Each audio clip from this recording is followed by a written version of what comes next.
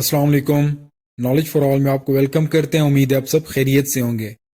Distinguish personalities میں ہماری آج کی پرسنالٹی چنگیز خان ہے۔ ویورز، چنگیز خان 1162 میں دریائے آنان کے علاقے میں پیدا ہوا۔ وہ منگول سردار خاندان کا لاڈلا چشم و چراغ تھا اور اس کا اصلی نام تموجن تھا، جس کے لفظی معنی آئرن ورکر ہے، یعنی لوہے کا کام کرنے والا۔ اس کی پیدائش کے وقت بعض داناں نے اس کے مستقبل کی پیشن گوئیاں کی کہ یہ بہت بڑا جابر حکمران اور جنگی لیڈر بنے گا۔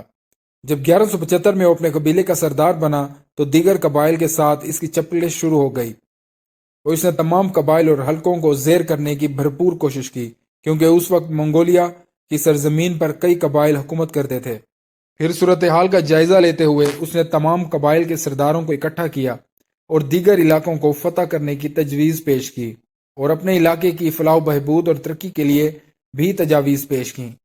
اس کی اس خدمت اور اعمال نے اسے بے پناہ مقبولیت دلا دی اور منگولیا کے تمام سرکردہ سرداروں نے اپنا سر تسلیم خم کر لیا، اور متفقہ طور پر دریائے آنان کے نزدیک ایک اجلاس میں چنگیز خان کو خاقان کا خطاب دیا گیا۔ پھر اس نے باقاعدہ طور پر منگول سلطنت کو ایک مضبوط سلطنت کے طور پر متعارف کروایا۔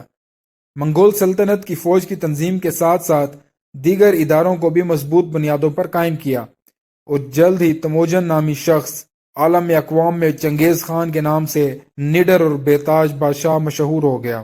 چین کو 2 مرتبہ تاراج کیا اور 1214 سے 1218 تک 2 چینی ریاستوں ہیا اور کن پر قابض رہا۔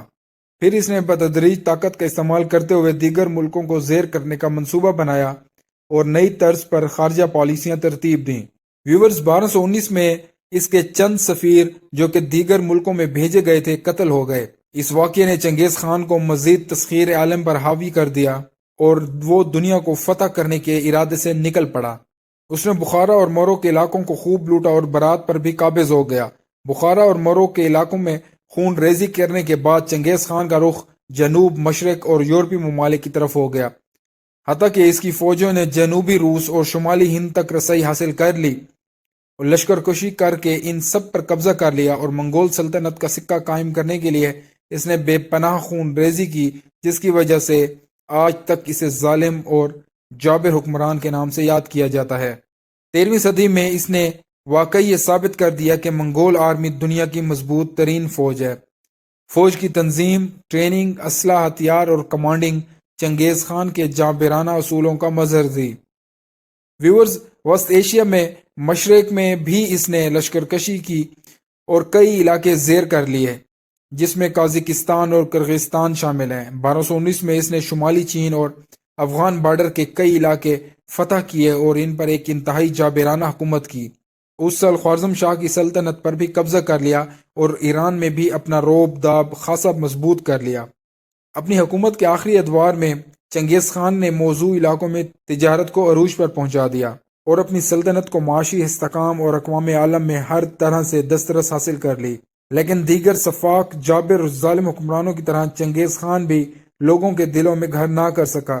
مجموعی طور پر اس نے بہت سفاکی کا مظاہرہ کرتے ہوئے بے شمار معصوم لوگوں کو موت کے گھاٹ اتار دیا، خصوصاً ایران، عراق، افغانستان کے قریبی علاقوں، ہزارہ اور کئی دیگر ممالک میں اپنی حکومت سلطنت کے لالچ میں جانی و مالی نقصان کیے۔ آخر میں چنگیز خان چین پر تیسرے حملے کے دوران انتقال کر گیا۔ ویورز، یہ حقیقت ہے کہ اس کی ذہانت اور چالاکی میں اس وقت اس کا کوئی ثانی نہیں تھا، لیکن تاریخ میں خون ریزی اور بد امنی کا سیاہ باب چھوڑ گیا۔ ویورز، امید ہے آپ کو ہمارا آج کا ٹاپک پسند آیا ہوگا۔ انشاءاللہ تعالیٰ ایک نیو ٹاپک کے ساتھ آپ کی خدمت میں دوبارہ حاضر ہوں گے۔ تب تک کے لیے اللہ حافظ۔